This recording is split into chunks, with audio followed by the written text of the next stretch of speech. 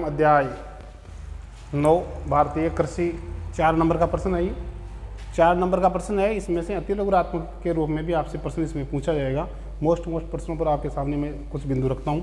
पहले है कृषि। तो परीक्षा में कृषि से पॉइंट बन जाता है, प्रश्न बन जाता है आपके। कृषि शब्द से क्या आशय है? धरती में बीज बोकर, धरती में बीज बोकर जो फसल तैयार की जाती है उसी का नाम है कृषि।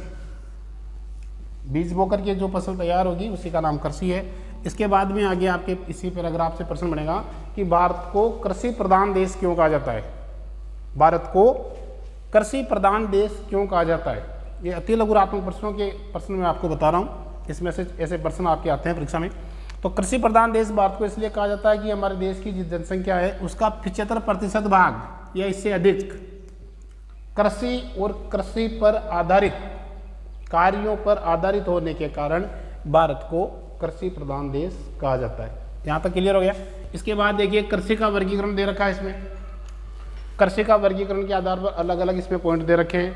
ऋतुओं के आधार पर भारतीय कृषि को ऋतुओं के आधार पर रबी, खरीफ, जायद, ये 3 भाग हैं। ऋतु के आधार पर रबी, खरीफ और जायद, ये 3 तो हो गए। इसके बाद अब प्रश्न छोटे प्रश्नों में कैसे पूछेगा आपसे कि रबी की फसलों में कौन कौन सी फसलें ली जाती है? तो जो गेहूं, चना, सरसों, इनमें से कोई 2 नाम पूछेगा आपसे। तो आपको ये 2 नाम लिखने हैं। ये ध्यान रखो, रबी की फसल में जो गेहूं, चना, सरसों, बात खत्म। इसके बाद में खरीफ दूसरा प्रकार होगा इसका। ऋतुओं के आधार पर दूसरा भाग हो जाएगा खरीफ की फसल। खरीफ की फसलों में कौन कौन सी फसलें आती है? कौन कौन सी फसलें आती है? तो इनमें से कोई से नाम लिख दो आप। चावल, मक्का, बाजरा, मूंगफली, मूंग, उड़द, कुछ भी लिख सकते हो आप। तीसरा प्रकार होगा जायद की फसल। इसमें तुम्हारे तरबूज है, ककड़ी है, खरबूजा है, खीरा है, ये आप इसमें नाम लिख दो।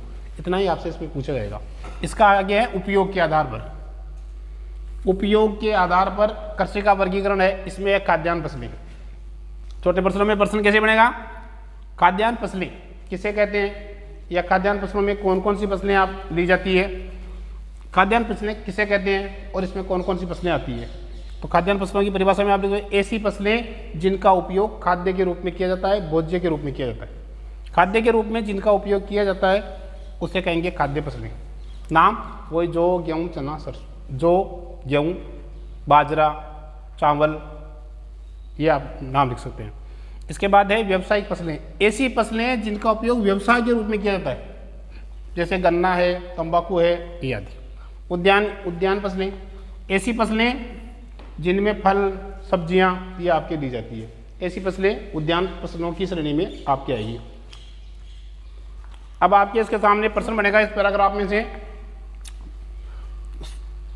मृदाओं में सर्वोत्तम मृदा, दोमट मृदा, दोमट मृदा है उसको सर्वोत्तम मृदा माना जाता है। अब क्यों माना जाता है? सभी प्रकार की मृदाएं हैं अपने देश में, परंतु दोमट मृदा है उसको सर्वोत्तम मृदा इसलिए माना जाता है कि इस मृदा में सभी पोषक तत्व जो फसल को चाहिए वो सभी पोषक तत्व अपनी प्रचुर मात्रा में उपलब्ध होते हैं। सभी प्रकार के पोषक तत्व प्रचुर मात्रा में उपलब्ध होने के कारण इस दोमट मृदा में सभी प्रकार की फसलें ली जाती है, क्योंकि जिन फसलों को जिन पोषक तत्वों की आवश्यकता होती है वो पूरे के पूरे पोषक तत्व आपको दोमट मृदा में मिल जाते हैं। और सभी प्रकार के पोषक तत्व प्रचुर मात्रा में मिलने के कारण इस दोमट मृदा को सर्वोत्तम मृदा कहा जाता है। इसके बाद में देखिए, आप छोटे प्रश्नों में आपसे प्रश्न बनेगा आगे पॉइंट के रूप में। आगे देखिए कि भारत में कृषि उत्पादन बढ़ने के कारण या फिर उससे पूछता है घटने के कारण। तो अगर आपसे बढ़ने के कारण में पूछा जाए कि 2 बिंदु लिखिए, भारत में कृषि का उत्पादन बढ़ रहा है, इसके 2 पॉइंट लिखिए। तो कृषि का उत्पादन बढ़ने में आप पहला पॉइंट लिखेंगे इसमें उन्नत किस्म के बीजों का प्रयोग। उन्नत किस्म के बीजों का प्रयोग, बीजों का प्रयोग, ये आपका पॉइंट हो गया। अब इस उन्नत किस्म के बीजों के प्रयोग में क्या लिखना है कि हमारे देश में कृषि का उत्पादन बढ़ने का प्रमुख कारण ये है कि यहाँ पर किसान जो है वो उन्नत किस्म के बीज काम में लेता है, उपयोग में लेता है। जब उन्नत किस्म के बीजों का प्रयोग होता है तो वो उत्पादन को बढ़ाते हैं। किसान की उत्पादन, कृषि की उत्पादन क्षमता है वो उससे बढ़ती है, पैदावार बढ़ती है, तो उत्पादन इससे बढ़ जाएगा। दूसरा पॉइंट के रूप में आपको मिलेगा रासायनिक उर्वरकों का प्रयोग।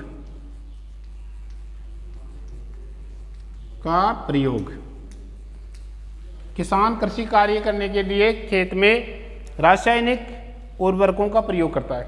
ये रासायनिक जो उर्वरक हैं ये पैदावार को बढ़ाने का कार्य करते हैं। अब यह कीटनाशक दवाओं का प्रयोग, तीसरा पॉइंट डाल दीजिए आप। फसल को रोगों से बचाने के लिए कीटनाशक दवाओं का प्रयोग किया जाता है। कीटनाशक दवाओं का प्रयोग होगा, कीड़े मकोड़े जो हैं नष्ट हो जाते हैं, इससे पैदावार अधिक होगी। चौथे पॉइंट के रूप में आप लिख सकते हैं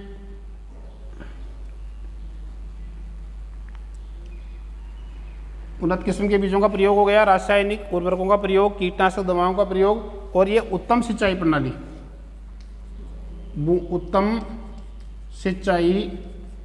प्रणाली।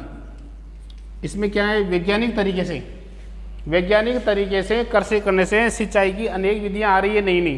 तो इसमें उत्तम सिंचाई, बूंद बूंद सिंचाई जैसे फव्वारा विधि है, उससे कम समय में अधिक पैदावार होती है, और अधिक पैदावार होती है तो खेत जो है काफ़ी अधिक हेक्टेयर तक उसकी क्षमता होती है। इन तकनीकियों से करने से कृषि का उत्पादन बढ़ता है। अब ये तो हो गए बढ़ने के कारण।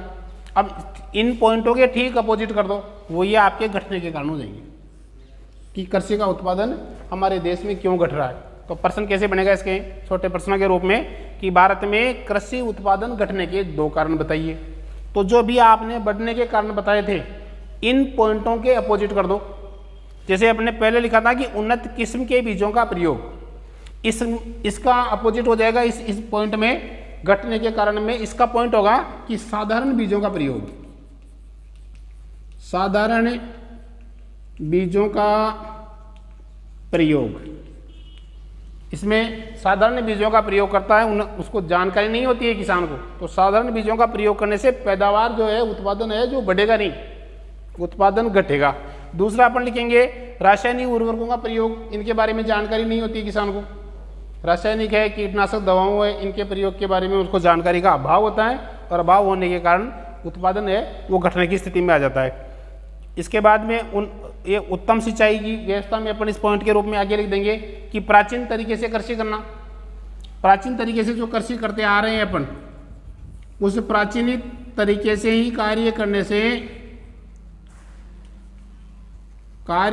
से उत्पादन घटता है। ये तो हो गए छोटे प्रश्नों के रूप में। अब आपको देखो इसमें कौन कौन से प्रश्न आपके छोटे प्रश्नों में और मोस्ट बन रहे हैं। जैसे आपके इसमें आएगा गेहूं। अब इसमें पूछ कौन सी मृदा इसके लिए सर्वोत्तम मानी जाती है, तो कपास को छोड़ करके, जैसे कपास में भी पैदावार, दोमट मृदा में कपास की पैदावार होगी परंतु उतनी नहीं होगी जितनी काली मृदा में होती है। तो कपास की फसल के लिए सर्वोत्तम मृदा है काली। कपास के लिए सर्वोत्तम मृदा जो है वो काली मृदा को माना जाता है। इसमें कपास की सर्वोत्तम पैदा होगी। गेहूँ दोमट मृदा में भी पैदावार हो सकती है कपास की, परंतु उतनी नहीं होगी जितनी काली मृदा में हो रही है। और बाकी सभी फसलों में दोमट मृदा को आप सर्वोत्तम मान लीजिए। दोमट मृदा लिख दो, इसमें सारे पोषक तत्व प्रचुर मात्रा में रहते हैं। इसके बाद में आप देखिए फसलों के ये उपयोग के आधार पर वर्गीकरण में आपको बताया था अभी, खाद्यान्न फसलें, व्यावसायिक फसलें, उद्यान फसलें, दलहनी फसलें। दलहनी फसलों का पॉइंट में आता है कि 2 दलहनी फसलों के नाम लिखिए। तो दलहनी फसलों में जिनसे दाल प्राप्त होती है वो दलहनी। अब दाल जिसकी हो रही है उसके नाम लिख दो आप। जैसे आप चना लिख रहे हो दलहनी में सही है, मूंग लिख रहे हो, मोट लिख रहे हो, अरहर लिख रहे हो, तो जिनकी दाल का उपयोग अपन जिन दालों का उपयोग कर रहे हैं उन्हीं के नाम इसमें आप लिख देंगे। छोटे प्रश्नों में इसमें बन जाता है कि दलहनी फसलों में कौन सा पोषक तत्व प्रचुर मात्रा में होता है। दलहनी फसलों में कौन सा पोषक तत्व प्रचुर मात्रा में होता है, तो आपको लिखना है प्रोटीन। इतना ही पूछेगा आपसे कि दलहनी फसलों में कौन सा पोषक तत्व प्रचुर मात्रा में होता है, प्रोटीन लिख करके उत्तरों को खत्म कर दो। इतना ही लिखना है। इसके बाद में आ जाता है फिर आपकी मोस्ट में चाय। तो देखो ये पेय फसल, चाय और कॉफ़ी ये पेय फसल हैं। प्रश्न क्या बनेगा इसे कि 2 पेय फसलों के नाम लिखिए। 2 पेय फसलों के नाम लिखिए। आपको लिखना है चाय, कॉफ़ी, उत्तर खत्म। आगे कुछ नहीं लिखना है, क्योंकि ये अति लघुरात्मक जो प्रश्न है ना, आपको अटेंड यही करने हैं, ये मोस्ट प्रश्न बन रहे हैं, आपको इन्हीं पर चर्चा की गई है। अब इस चाय में एक प्रश्न और बन जाता है कि चाय की फसल के लिए महिला श्रमिक की आवश्यकता क्यों पड़ती है। चाय की फसल के लिए महिला श्रमिक की आवश्यकता इसलिए पड़ती है क्योंकि इसमें कम विवेक की आवश्यकता होती है, ये कार्य कठिनाई से नहीं होने वाला है, इसमें चाय की कोमल पत्तियों को तोड़ने का कार्य किया जाता है। चाय की जो कोमल पत्तियां हैं बागानों में लगी हुई है, उनको तोड़ करके इसको तैयार किया जाता है, और ऐसे कार्य महिलाएं आसानी से कर लेती है, इसलिए चाय की फसल में महिला श्रमिक को प्राथमिकता दी जाती है और ऐसे कार्य वो आसानी से कर लेती है। इसके बाद में आगे आपके देखने को मिलेगा, ये जितने भी वर्गीकरण है इनमें से उदाहरण, जैसे खाद्यान्न फसलों के उदाहरण, तो जो आपने नाम अभी पढ़े खाद्यान्न नाम आते लिख दो, खाने वाली फसलें, खाद्यान्न फसलें आते हैं दिमाग में आ जाना चाहिए जिनका उपयोग खाद्य के भोज्य के रूप में किया जाता है, तो उनमें से कोई नाम लिख दो आप। चावल भी लिख सकते हो, मक्का भी लिख सकते हो, बाजरा भी लिख सकते हो, जो भी लिख सकते हो, गेहूँ भी लिख सकते हो, जिनका उपयोग खाने में किया जा रहा है उन फसलों के नाम लिख करके उत्तरों को खत्म कर दो। और इसके साथ आगे आपके कल आपको अगली इकाई पर बताएंगे।